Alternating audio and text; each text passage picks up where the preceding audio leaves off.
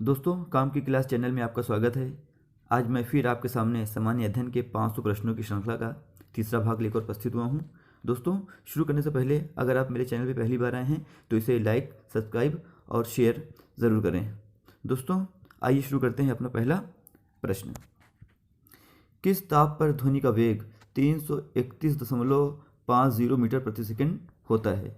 दोस्तों, आपके ऑप्शन हैं 10 degree centigrade, 100 degree centigrade, 39 degree centigrade या फिर 0 डिग्री सेंटीग्रेड।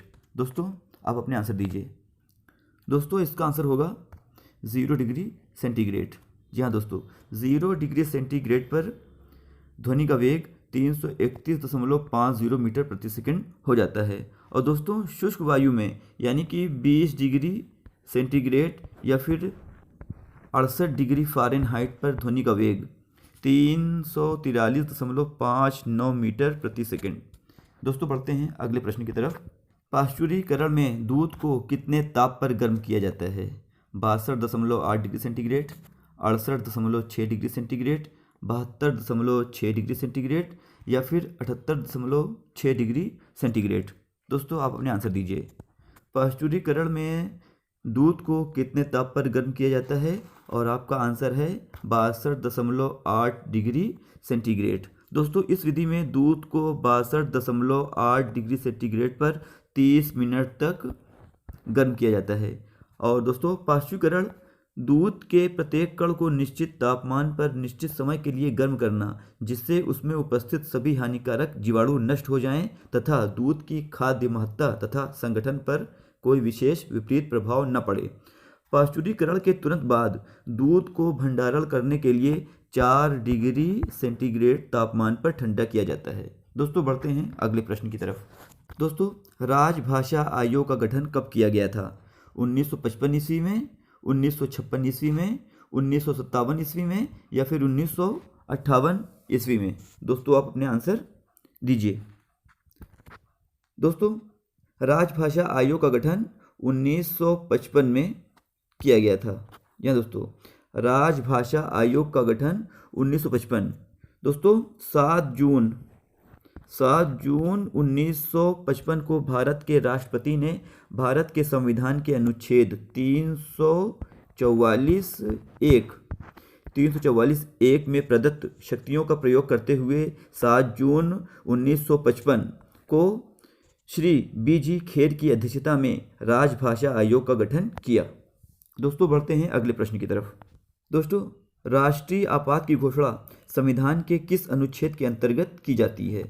अनुच्छेद 350, अनुच्छेद 361, अनुच्छेद 352 या फिर अनुच्छेद 356? दोस्तों, आप अपने आंसर सोचिए।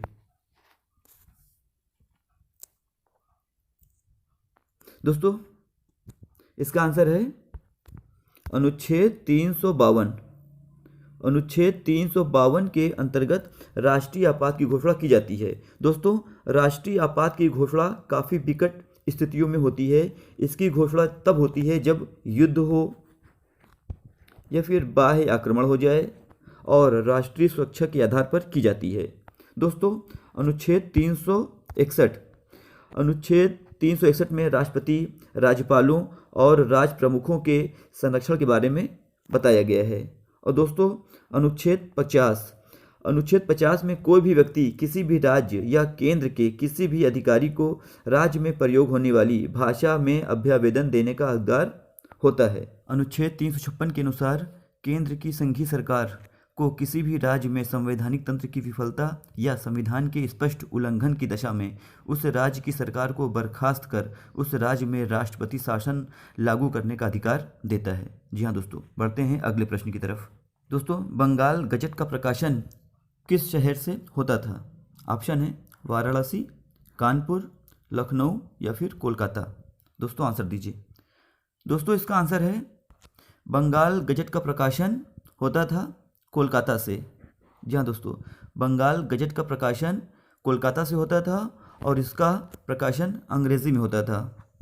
इसका प्रकाशन अंग्रेज़ी भाषा में होता था। इसके प्रकाशक जेम्स ऑगस्टस हिक्की थे। ये एक साप्ताहिक पत्र था जो कोलकाता में सन 1779 में प्रकाशन इसका आरंभ हुआ। इसके प्रकाशन का एक उद्देश्य बाजार के लिए सूचनाएं उपलब्ध कराना था। दोस्तों बढ़ते हैं अगले प्रश्न की तरफ। ब्लैक माउंटेन निम्न में से कहाँ स्थित है? नेपाल, चीन, पाकिस्तान या फिर भूटान? दोस्तों आप इसका आंसर आप दीजिए। दोस्तों इसका आंसर होगा भूटान में। भूटान में ब्लैक माउंटेन स्थित है।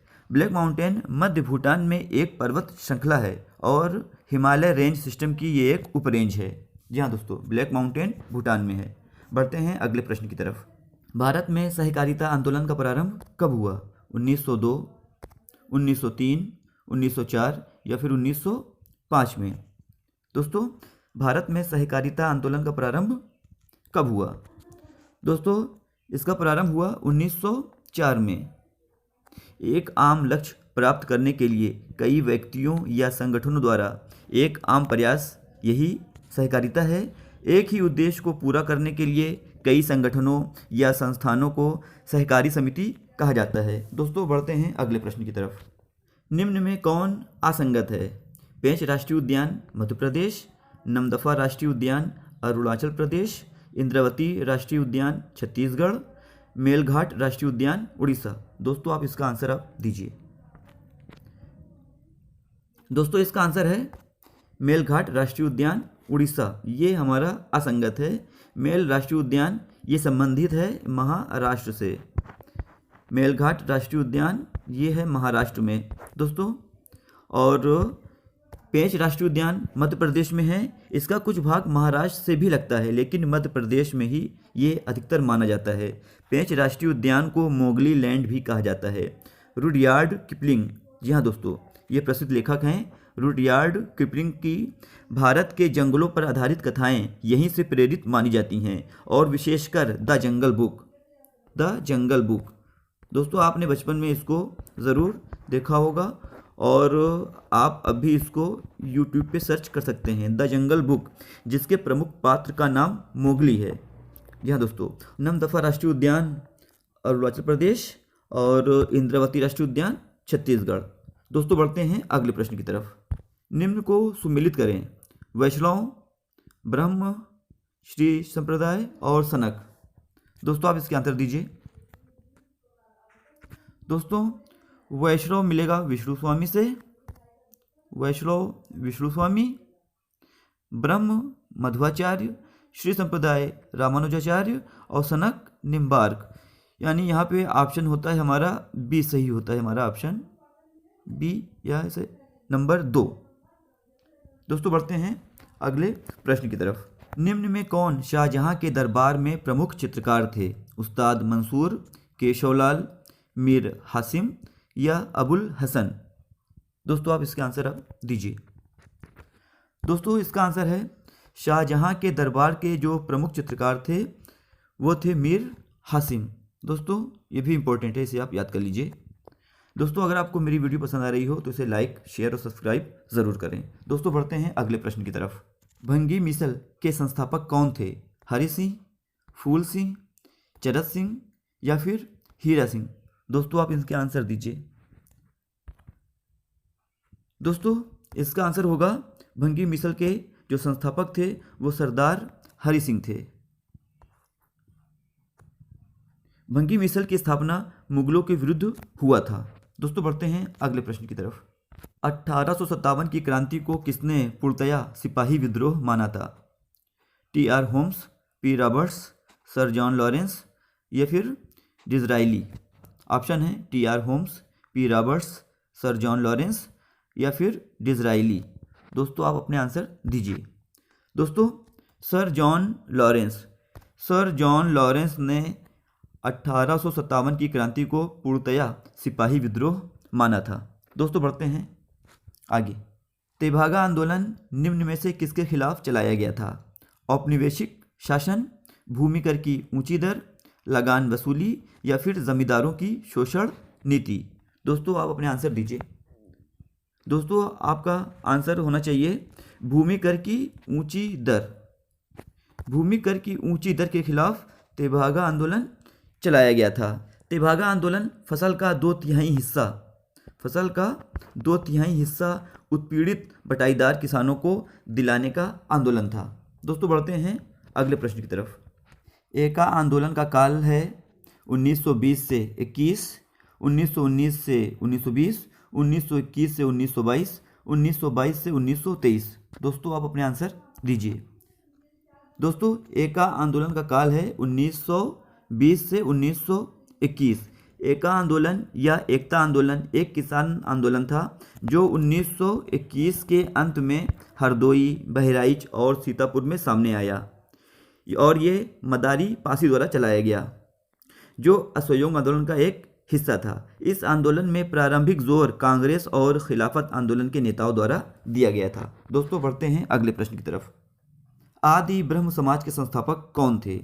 दयानंद सरस्वती, राजा राम मोहन राय, केशव चंद्र सेन या फिर स्वामी विवेकानंद? दोस्तों आप अपने आंसर दीजिए। दोस्तों इसका आंसर है आदि ब्रह्म समाज के संस्थापक केशव चंद्र सेन थे। जहाँ दोस्तों बढ़ते हैं अगले प्रश्न की तरफ। निम्न में कौन कैबिनेट मिशन के सदस्य नहीं थे? Stafford Cripps, Alexander Pethick Lawrence, James Ford? दोस्तों आप अपने आंसर दीजिए। दोस्तों इसका आंसर होगा जेम्स फोर्ड। जेम्स फोर्ड इस मिशन के सदस्य नहीं थे।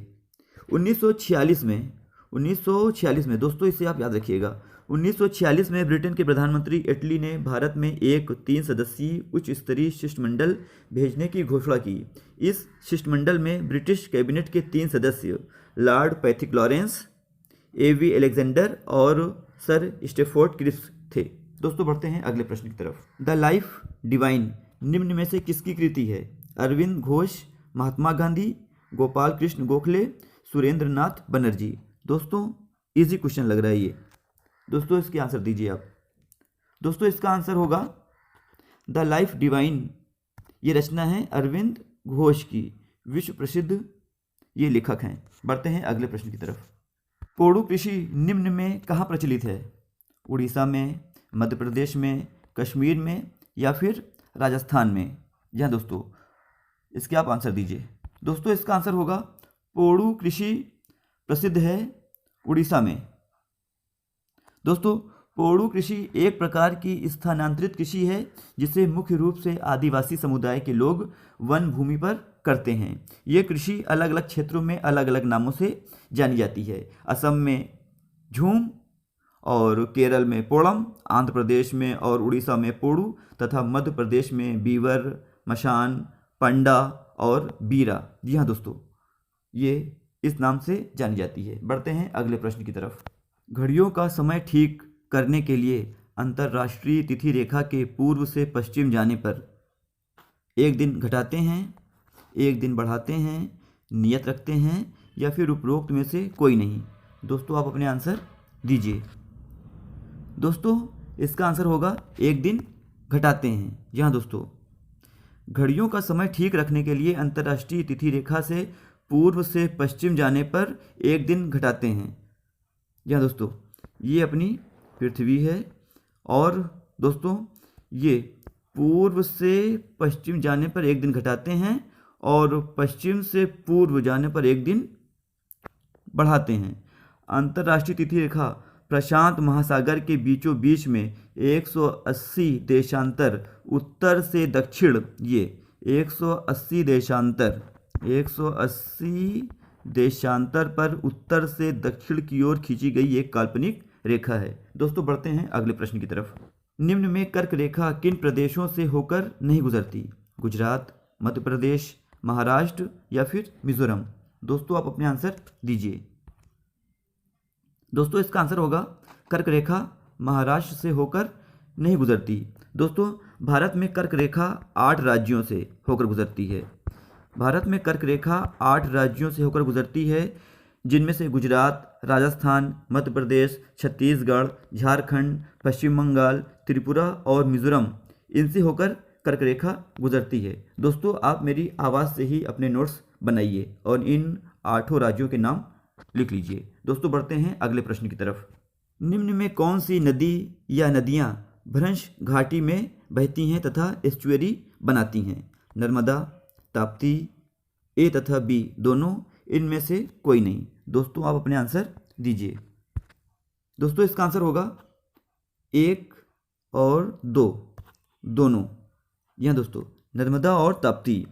ब्रज घाटियाँ लंबी, संकरी व गहरी होती हैं। इन्हें जर्मन भाषा में ग्राबेन कहा जाता है। यहाँ दोस्तों ब्रज घाटियों, इन्हें जर्मन भाषा में ग्राबेन कहा जाता है। और दोस्तों एस्चुअरी सागर तट पर स्थित एक आधा बंद खारे जल का समूह होता है। ये सागर और इसके अंदर आधा बंद खारे जल का एक समूह होता है, जिसमें कई नदियाँ, एक से अधिक नदियाँ आपस में मिलती हैं या झरने आकर मिलते हैं, और यहाँ पे ये इकट्ठा होता रहता है और साथ ही साथ सागर का पानी भी इसमें आता है। और जब भी ज्वार भाटा इसमें आता है तो यहाँ के ढीले मलबे को आपस में इकट्ठा करके बहाकर वापस समुद्र में खींच लेता है। दोस्तों बढ़ते हैं अगले प्रश्न की तरफ। निम्न में कौन सुमेलित नहीं है? नर्मदा, अमरकंटक शिखर, सिंध, मानसरोवर झील, चंबल, जाना पाव पहाड़ी, या फिर सोन महादेव पर्वत। दोस्तों आप अपने आंसर दीजिए। दोस्तों इसका आंसर है सोन महादेव पर्वत। दोस्तों जो सोन नदी है वो निकलती है अमरकंटक की पहाड़ियों से। ये श्रृंखला है, उनकी पहाड़ियों से सोन नदी निकलती है, जो कि अनूपपुर ज़िले मध्य प्रदेश में है दोस्तों। और नर्मदा अमरकंटक शिखर से निकलती है और ये शहडोल मध्य प्रदेश में है। सिंध नदी जो निकलती है वो मानसरोवर झील तिब्बत से। चंबल नदी जाना पाव पहाड़ी इंदौर मध्य प्रदेश से। दोस्तों बढ़ते हैं अगले प्रश्न की तरफ। शुक्र ग्रह पर एक दिन पृथ्वी के कितने दिनों के बराबर होता है? 117 दिन, 135 दिन, 145 दिन, या फिर 110 दिन। दोस्तों आप अपने आंसर दीजिए। दोस्तों इसका आंसर है शुक्र ग्रह पर एक दिन पृथ्वी के 117 दिनों के बराबर होता है। दोस्तों शुक्र ग्रह का जो नामकरण हुआ है वो प्रेम और सौंदर्य की देवी वीनस के नाम पर हुआ है। दोस्तों बढ़ते हैं अगले प्रश्न की तरफ। रुइया ट्रॉफी किस खेल में दी जाती है?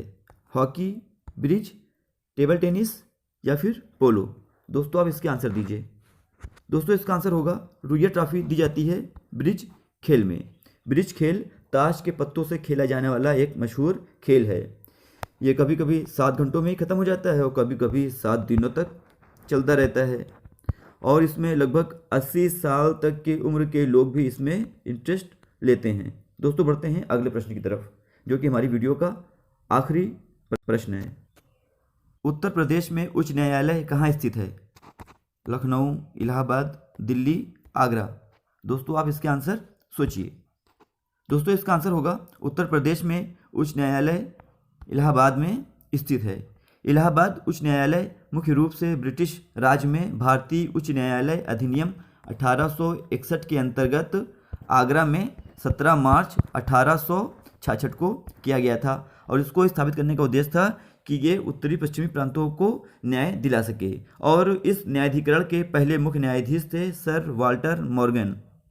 सन 1869 में, या दोस्तों सन 1869 में इसे आगरा से इलाहाबाद स्थानांतरित कर दिया गया, और 11 मार्च 1919 को इसका नाम बदलकर इलाहाबाद उच्च न्यायालय रख दिया गया। दोस्तों ये थे आज के हमारे 25 अति महत्वपूर्ण प्रश्न। मिलते हैं अगली वीडियो में, तब तक जय हिंद, जय भारत।